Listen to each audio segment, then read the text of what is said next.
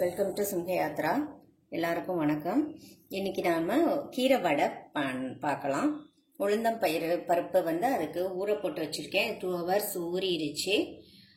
இங்கே கீரையை திருத்தி அலசி எடுத்து வச்சிருக்கேன். தண்ணி இல்லாமல் நல்லா வடித்து காய வச்சுக்கோங்க, சுத்தமாக ஈரமே இருக்காத மாதிரி. அதுக்கு கொஞ்சம் சின்னதாக காரத்துக்கு ஒரே ஒரு இஞ்சியும் ஒரே ஒரு பச்சை மிளகாவும் வச்சுருக்கேன்.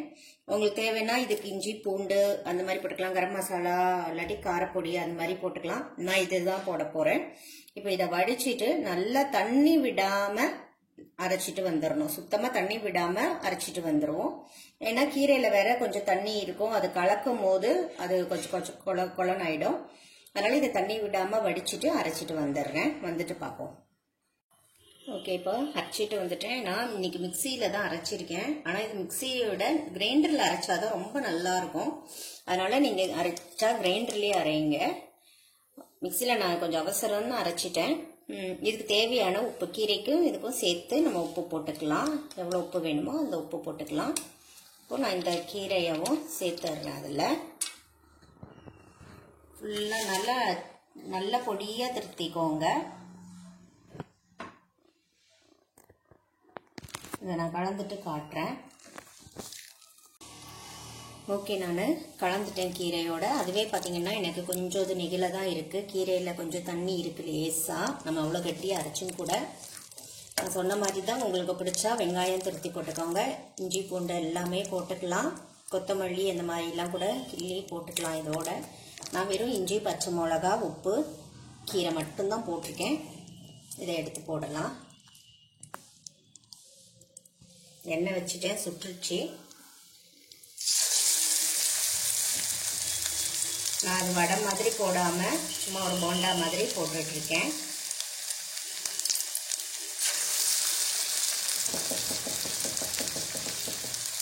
இது எல்லாரும் கடலைப்பருப்பு இந்த அரைச்சி போடுவாங்க. உங்களுக்கு உளுந்தம்பருப்பு ரொம்ப நல்லது உடம்புக்கு, அது பிடிக்கும். அதனால சரி குழந்தைங்களுக்கும் நல்லதுன்னு சொல்லிட்டு அதை இது பண்ணுறேன். காலையில் கீரை பண்ணோம், அந்த கீரையில் அப்படியே நான் கொஞ்சோண்டு எடுத்து வச்சுட்டு அதை போடுறேன். வடை ஷேப்பில் போட்டாலும் ஓகே. வெயிட் பண்ணுங்கள், இது ஆகப்போ திருப்பி விடுவோம். எடுத்துடலாம், செவந்துருச்சு.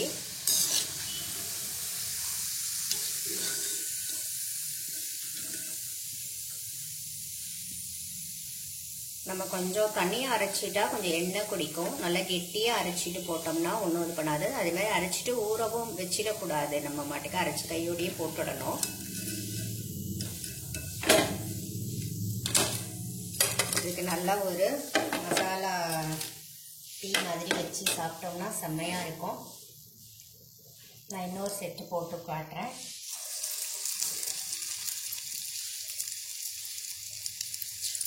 எதுவுமே கொஞ்சம் உளுந்த பருப்பில் சேர்த்தோம்னா உடம்புக்கு நல்லது, குழந்தைங்களுக்கும் நல்லது.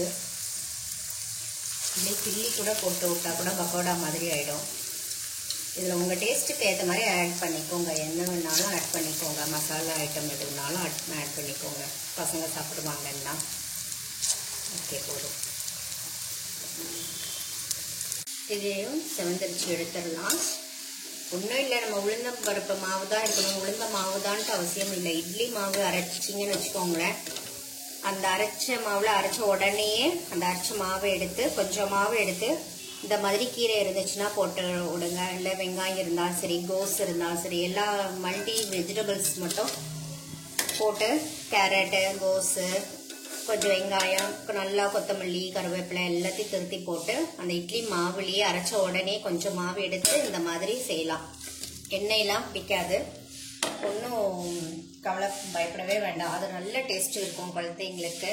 இங்கே பார்த்தீங்கன்னா தெரியும், இது என் கை ஈரம் பாருங்கள். கிறிஸ்பியாக இருக்கும், ரொம்ப டேஸ்டாக இருக்கும். செஞ்சு சாப்பிட்டு பாருங்கள். சாப்பிட்டு பார்த்துட்டு எவ்வளோ சாஃப்டாக இருக்குது பார்த்தீங்கன்னா. உளுந்தில் பண்ணி பாருங்கள், ரொம்ப நல்லா இருக்கும் டேஸ்ட்டு.